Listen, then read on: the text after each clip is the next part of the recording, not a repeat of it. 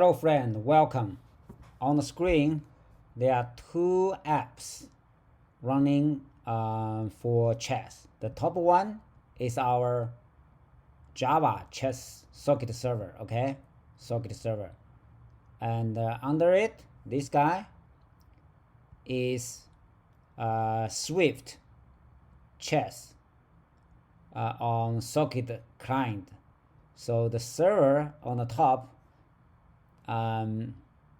listens on the port 50,000 of the socket, and the socket client of Swift chess connects to the server, okay, to build the communication. So far, when the Java chess make a move and our client of Swift can get a notification like that, has bytes available, okay? That's it, has bytes available. So the code is in our communicator here. And in this video, let's try to read the data, right, from the string. Okay, so let's create a function here to read available bytes, okay? Function read available bytes. So the parameter will be a string of input string. So we'll call this guy from here, right? When there's some when the socket has bytes available, so we can call this function to read it, right? String is this guy, our string, okay? Our string, and we have to cast its type to input string, okay? Now we can focus here. How do we read like data from the string, okay? So we need a buffer that's defined our max read length like 4K. So this is typical socket communication code, right? Basically the idea is independent from the programming language. Yeah. Let buffer equals unsafe mutable point with this type. This is our byte, right? Unsigned integer. This is a byte. Dot allocate a capacity using our defined max read length. Then we can try to read all available bytes. Stream while has bytes available, then we can start reading, right? That number of bytes read equals input string dot read. So here we put the content, right, the read content into our buffer. Max length, yeah, this guy, max read length. So now if number of bytes read is less than 0, means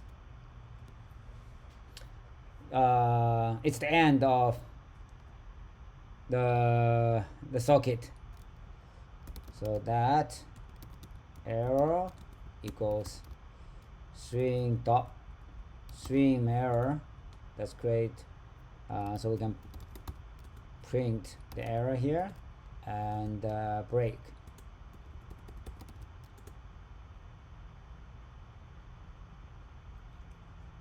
Otherwise, if everything is good, so we can do if let message. Okay, let's try to get the message, the string message from our binary data. Okay, so we need another helper function to do that. Private function like process the message string like that. So we'll return a string optional. Now what is the parameter? So we pass in the buffer, okay, with the type unsaved mutable pointer of bytes, right? Unsigned integer 8, that's the byte, and the length in int. Okay, so let's move it out so we can see everything here. Okay,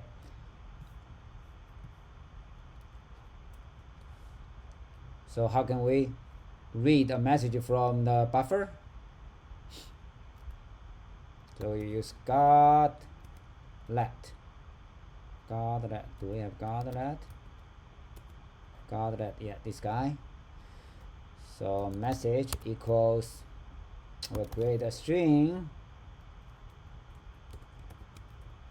from bytes, no copy, unsaved mutable raw point.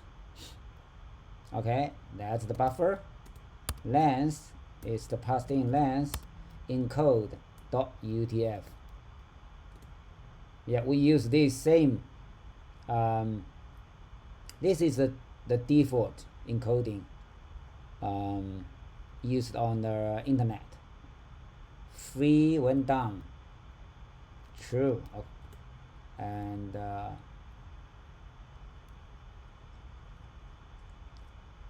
else it means this is nil, right? Then we can just return nil like that.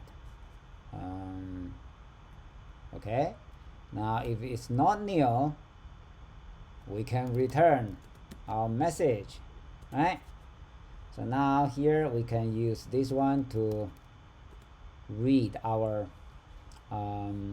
data from the socket string.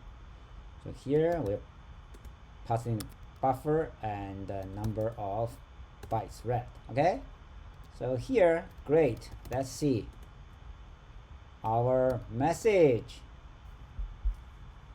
Now let's give a try.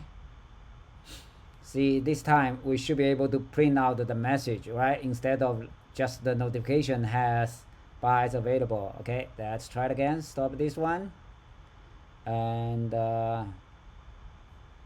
let's start from scratch. Okay, so we'll launch the Java server.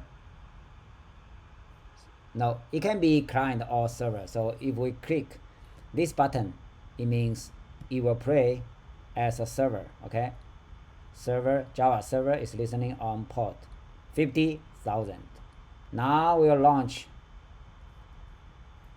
our client here.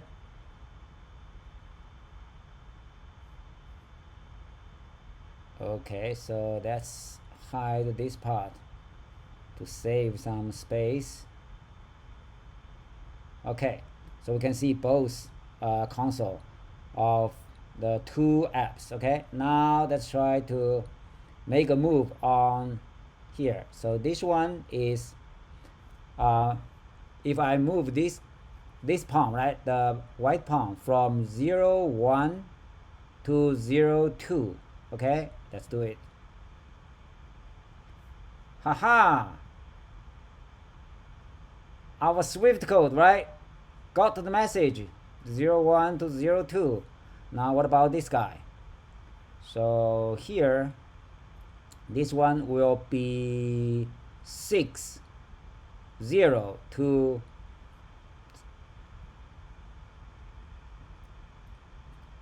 oh yeah, we also got the 60 to 72, but it's an invalid move, right? Because now it's the break 10. Let's do it. Nice. 6, yes, 6 7 to 7 5. Gorgeous. So in the next video we can use this one, those data, to update the screen here, right, of our game board. This is on the Swift side. This is in a remote. Actually, it's on the local host, the same machine, but it can be on the other side of the world, right? Other side of the earth. The socket, right, is the basic communication channel on the internet. Cool. So that's it. Thank you for watching. See you next time.